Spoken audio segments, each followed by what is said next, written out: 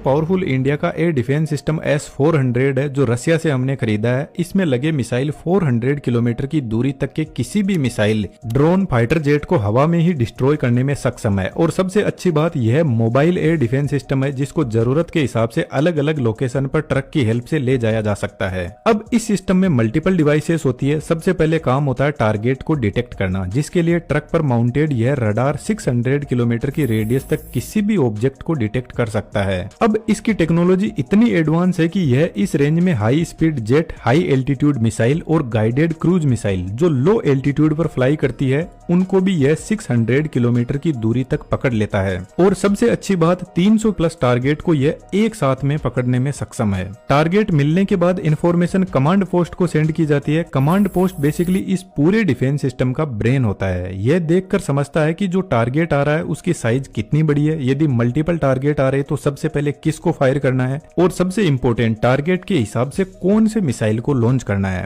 जब यह डिसाइड कर लिया जाता है तो अब बारी आती है मिसाइल को लॉन्च करने की। यह काम ट्रक पर माउंटेड यह मिसाइल लॉन्चर करता है। हर लॉन्चर पर 4 ऐसे बड़े ट्यूब लगे रहते हैं जिनके अंदर मिसाइल होती है। तो एक लॉन्चर के पास में 4 मिसाइल होती है, लेकिन पीछे लगे कमांड यूनिट और रडार मल्टीपल ऐसी मिसाइल लॉन्चर को एक साथ में कंट्रोल कर सकते हैं। तो एक जो स्क्वाड्रन होता है उसमें टोटल 8 से 12 लॉन्चर यूनिट होते हैं। तो यदि 8 लॉन्चर यूनिट है तो 32 मिसाइल एक स्क्वाड्रन में होंगे। और इंडिया के पास में टोटल 5 स्क्वाड्रन है जिसमें 160 missile any time stand by mode पर खड़े हैं, जिसका मतलब है इनको सिर्फ कमांड यूनिट के ऑर्डर का इंतजार रहता है। यह जो लॉन्चर यूनिट होता है यह कोल्ड लॉन्च टेक्नोलॉजी यूज करती है, जिसमें ट्यूब के नीचे एक गैस जनरेटर होता है और इस गैस जनरेटर में एक सॉलिड प्रोपेलेंट फ्यूल को भरा जाता है। तो जब मिसाइल लॉन्च होती है तो इस प्रोपेलेंट के अंदर एक हल्की चिंगारी से आग लगाई जाती है और यह प्रोपेलेंट इस टाइप का होता है कि यह कम टेम्परेचर पर जलने लगता है और हाई गैस आउटपुट देता है, जिससे कैनिस्टर के नीचे की साइड में हाई प्रेशर जनरेट होता है।